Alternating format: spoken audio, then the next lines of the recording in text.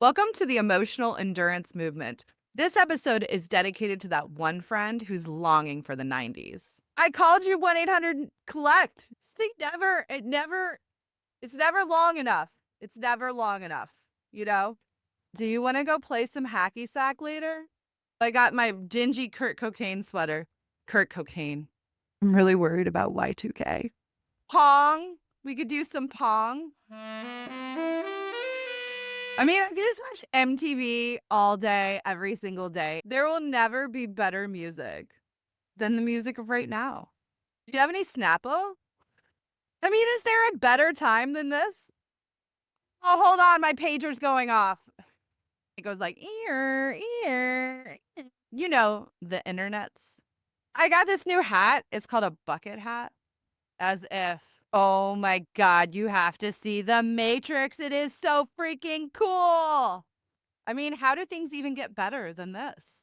Jerry. Have you heard about this new channel, Court TV? As if. Did you see that car chase? Did I ask you if you wanted to play some hacky later? Oh my God, we need to go walk around the mall. Let's make a date to walk around the mall. I need to go to the mall. I'll see you at the Orange Julius later. I gotta go though. My pager's going off. You know the one. Oh, I know. I'm one of them. Welcome to the Emotional Endurance Movement, the only mental health comedy game show curious enough to ask, what are you missing? And totally pretending you're fine with not having. I'm Laurie Sharp-Page, your chief coping officer and host, and I'm here with our perennial contestant, our behaviorist at large, and currently snowed in Kentucky, we have Crimson McDonald. Our other perennial contestant is you, the viewer at home, the one who watches this and take the survey every week, and you practice your emotional endurance in real time by playing along with us weekly. Today's episode is brought to you by the feeling of longing and the coping skill of the week, name the want, which sounds simple, but your nervous system often finds a way to get in front of it. Now it's time for this week's Insight of the Week. And this week's insight comes to us from Esther Perel. Longing is the human condition. It's what happens when you care. I think that she captures it so well because it is definitely part of the human condition. And it's how you know you actually do care. Wanting something and having a desire for it means Absolutely. something. Longing is not weakness. It's an orientation towards something that matters or mattered. It shows up when attachment meets absence. And because of that, I think a lot of people are just uncomfortable with the feeling itself. Like, it usually means something is missing or not quite right or has changed. And those are often things that as humans we are not super fans of. No. They're hard. Very hard. Longing is something that I see less and less of, though, and it makes me quite concerned because as much as longing is kind of a negative emotion, and when you're dealing with it, like when you're longing for something you can't have, I worry about our kids and their lack of longing. If you think about, as we think of our nostalgic 90s lover that wants to get a Blockbuster, think about that whole experience. Think about how different the life is of our kids versus us, right? Do you remember the longing of a Friday night of getting the top Blockbuster movie from Blockbusters? It was an experience. It was a whole experience because it was like step one, you like longed for the confrontation with the parents of like them approving the sleepover, right?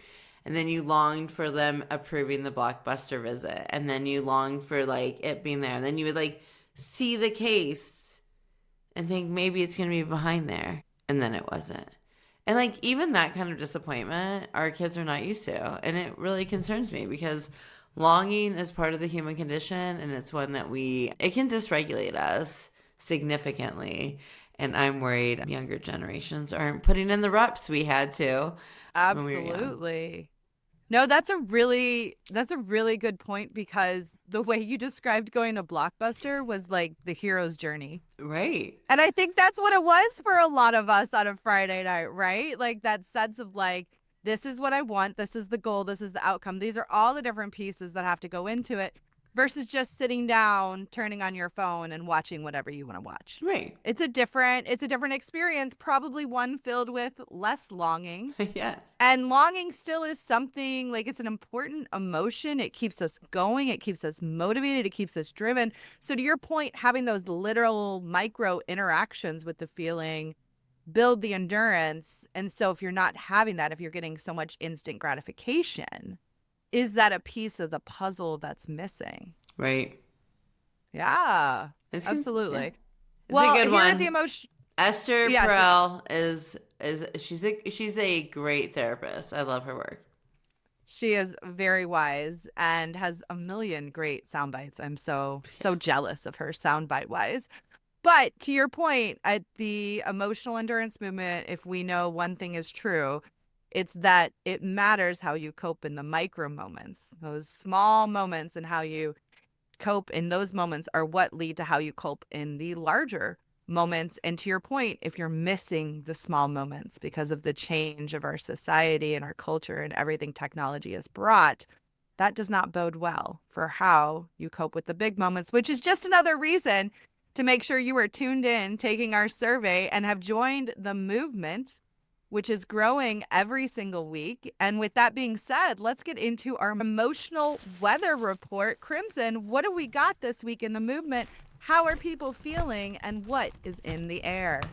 So we had over 270 people involved in the survey. And honestly, Laurie, I saw something a little bit different. While we're all on the roller coaster of a regulation to dysregulation, we're trending as dysregulated. And so it came very clear that while everyone kind of is on the roller coaster, they're trending on the negative end of the roller coaster. So no shame in that, because when we look at the data, it becomes very clear as to why it seems like work is kicking our butts. So we did pretty well staying regulated with our family, at home, in social settings, and alone. But man, work absorbed all of our emotional capacity this week. And so I think it makes it clear why people felt so dysregulated. But for those that stay regulated, I'm sorry, because apparently you're around a lot of dysregulated people in the past week. So if we go to look at coping, so are we coping? We would expect when we're dysregulated, we're going to be coping a little less effectively, and that's what we're seeing. We're dropping below the 60s. So what we would expect, but also total bummer, because none of us feel good when we're coping ineffectively. Part of what the emotional endurance movement is learning how to cope in these life moments so you get the joy and not just the baggage. And so it looks like we're taking some baggage this week. But some of you are working hard to stay regulated and to cope as well as you can. So what are you doing? You're walking away.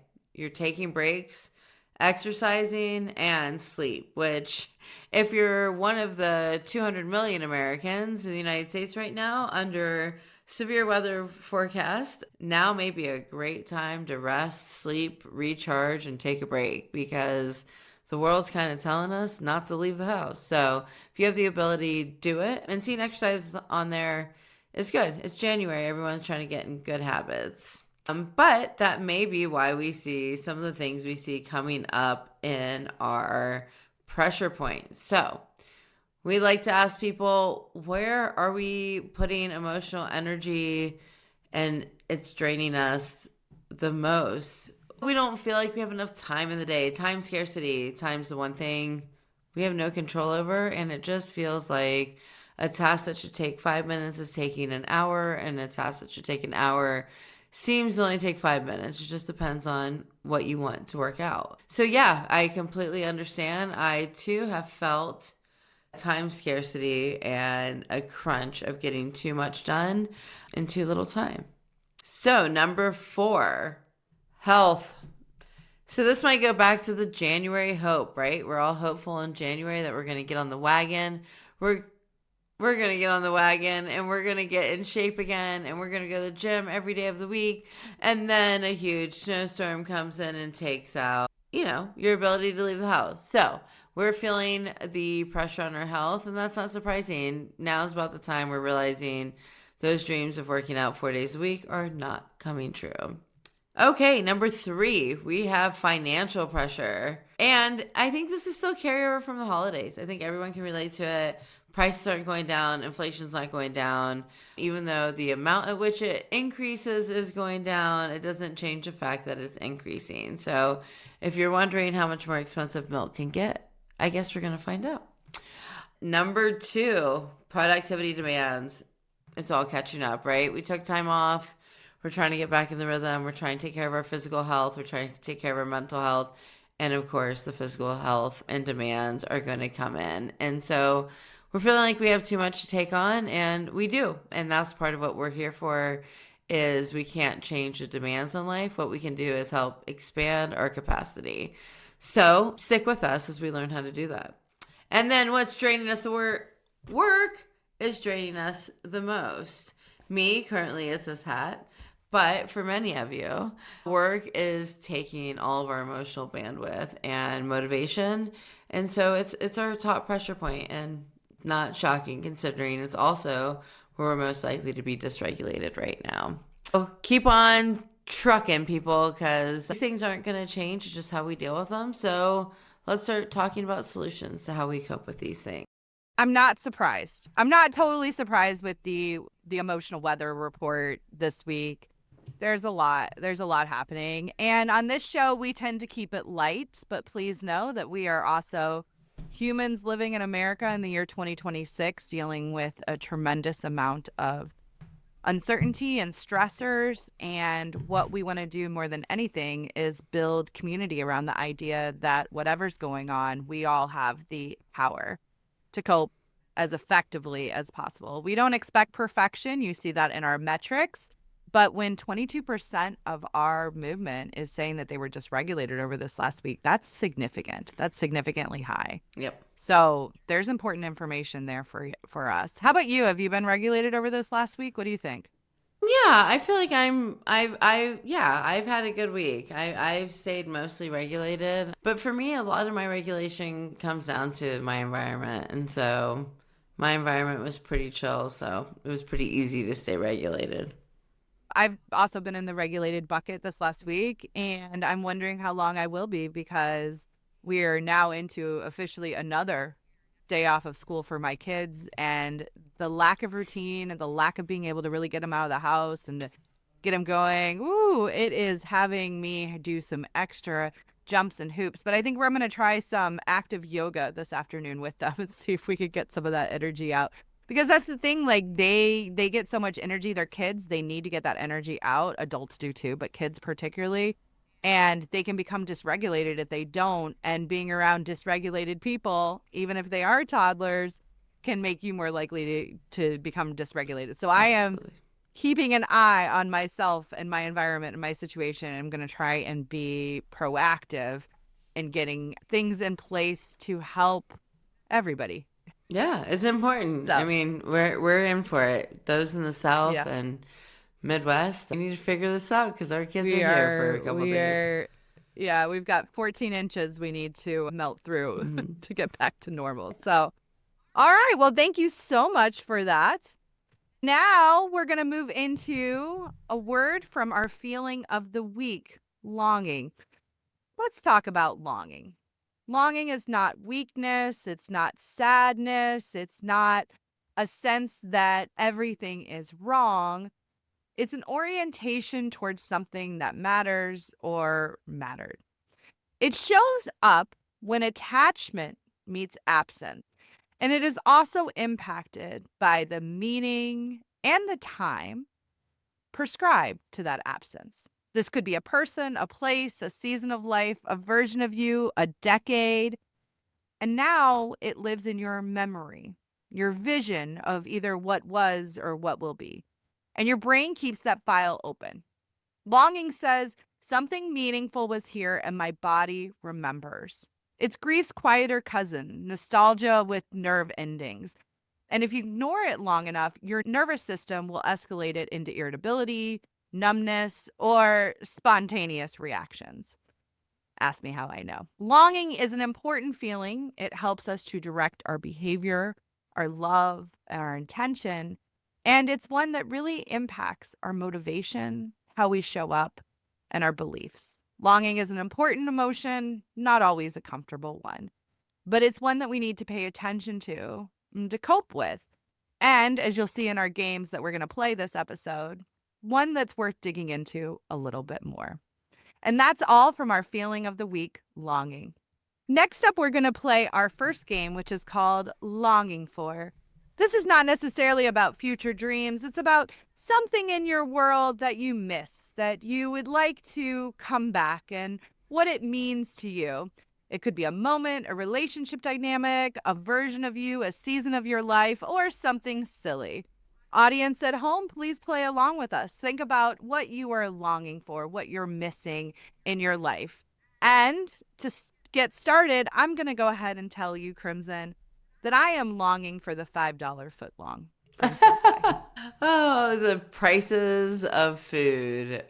Yeah. It's wild. And you used to think you could get a deal. I mean, how much is a footlong now? Oh, I think you can get them on sale for like $8, $9, but I think normally they're like $12. Tell me what you find out. I actually haven't been to Subway in a long time for other semi-related reasons. But I think when the $5 footlong came along, there was like this belief in the world that you could still find value, you could still find a deal, you could get fresh vegetables for a good price on a decent sandwich. And I just don't know that really exists anymore. No, and it looks like, for the record, a footlong is $9.99. The days of the $5 football are gone, and I am longing for them, especially with having a family. Like, finding a deal on food is there's nothing like it. It fills my cup all the way up. It's something that I think about often. Like, I remember I grew up in poverty, and so we would get the $5 footlong, and it had to last for days, like a couple days. It'd be like your dinner and lunch, and it gets so soggy and gross. But like, we knew where the deals were at each day. Like the $5 hot and readies at Little Caesars. Yes. But those days are gone. There is no such thing as cheap food anymore. So I think the hot and readies, look that price up, because I think that they still have like a basic cheese, basic pepperoni for about $7. I was going to say, it's probably because I know our Snappies here in Fort Thomas, Kentucky, on Wednesdays, you can get a one topping, I think, for $7.99. Yeah. In the world of pizza, I feel like there are still deals to be found, but it's pizza. So the best deal is you make it at home. I mean, it is, but it's just so much better. I know. It's a little over $7. So it's still cheap. A little over $7. That's not too bad. That's not 100% increase like the other. Yeah, absolutely. So that is what I am longing for right now. What about you? What are you longing for? I'm longing for my kids to be young and like me again. Like, it's snowy, and they just have their own plans. They're doing their own thing. They aren't hanging out of the house. Like, I'm like, oh, what am I going to do with them? And then I realize that they don't want to do anything with me. So I'm longing for those young kid days. I know it's so cliche that the years are short or days are long, whatever the saying is. But the days are long and the years are short. And it's so true. Like, they're big and they don't need me and they don't want to be around me. And the kids don't all hang out here anymore. They all go do, I don't know. It's getting quieter. And so I'm longing for youth. I'm longing for their youth. I'm longing for my own youth. Yeah. Stuck in the past. No, I get that. Everybody does say to parents, oh, it goes so fast. It goes so fast. And when you're in the trenches, you're like, how could this ever go fast? But I remember I started really longing my kids being small and being able to like scoop them up and knowing that there were usually like three things that they needed. They needed to be fed, they needed to be changed, they needed to sleep. Right. And now the bucket's infinite.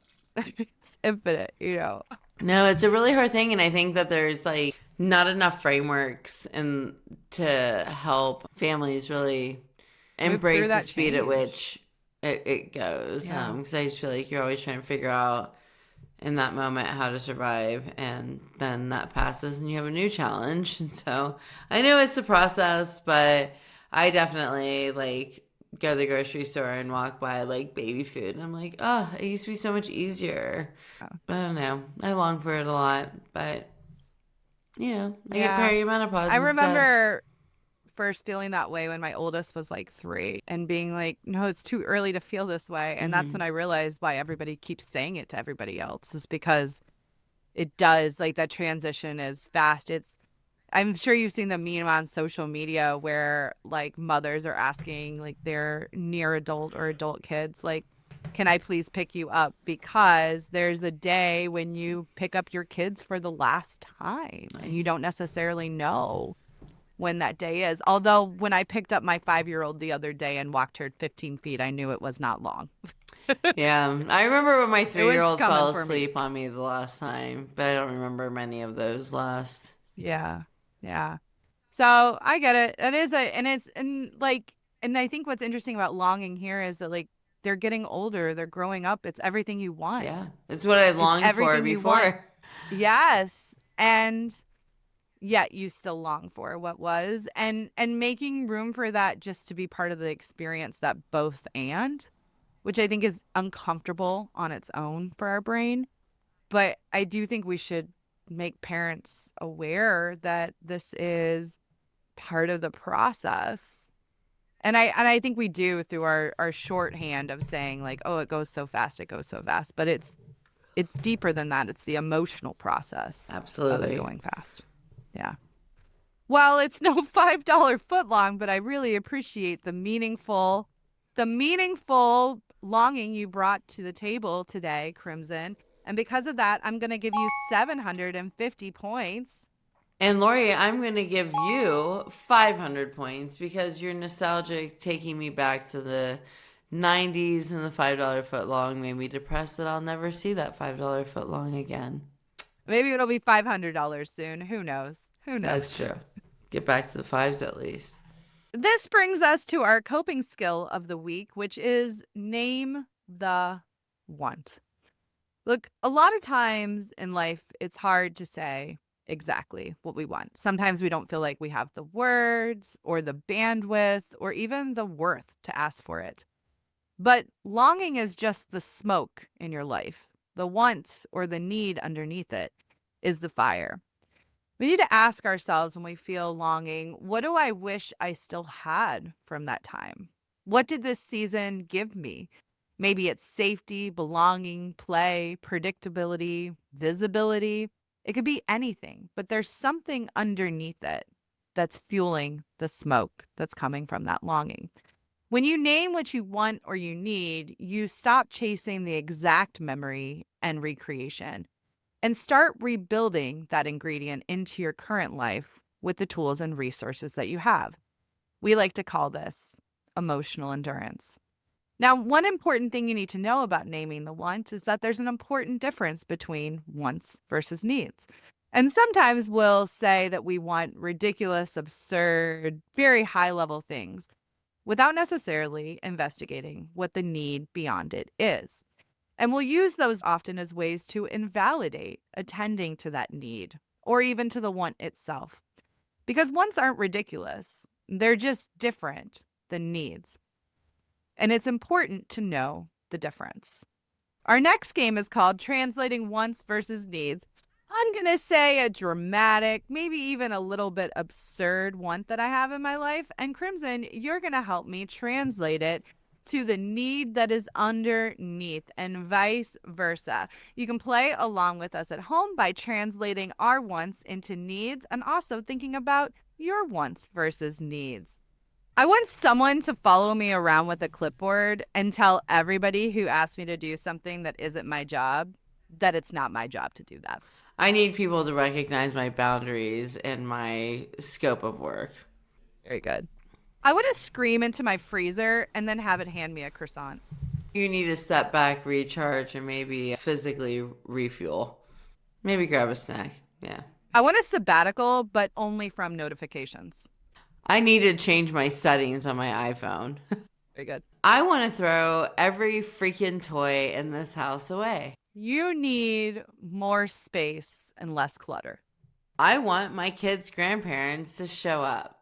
You need your kids' grandparents to follow through on their promises to them. Pretty good. I want my family to actually contribute to managing the home. You need a more collaborative, consistent, and what's the word? Considerate family unit when dealing with household management. I want peace and less chaos in national politics. You need to feel safe in your country. Pretty good. We made it seem so easy, Laurie. I know, I know. If we It is could- important to dig into like what is underneath these feelings. That's where all the good data is. And part of what we're trying to do with the emotional endurance movement is to get people to think about the data behind their feelings. Right. And we all need to get better at being able to articulate our needs. We can't assume it. We can't just say, I want. It's about, you have to advocate for yourself. Crimson, I give you 500 points for bringing your wants to the table. I particularly like the one about wanting people in your house to all contribute to keeping the house clean. Oh, can you relate, Laurie? Oh, yeah. Oh, I'm going to tie you up with me and give you 500 points also. Yours were very relatable. Well, that's it for this episode of the Emotional Endurance Movement.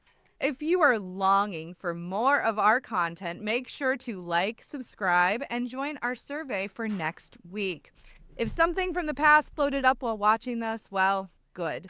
Now's your invitation to gently take care of it because your nervous system is reminding you that it matters. Thanks for joining the Emotional Endurance Movement. Make sure to subscribe to our YouTube channel and please participate in the survey. You get a good view of what's happening, not with just you, but around you. We'll see you next week on the Emotional Endurance Movement. You bring the feelings and we'll bring the games. Peace out, folks.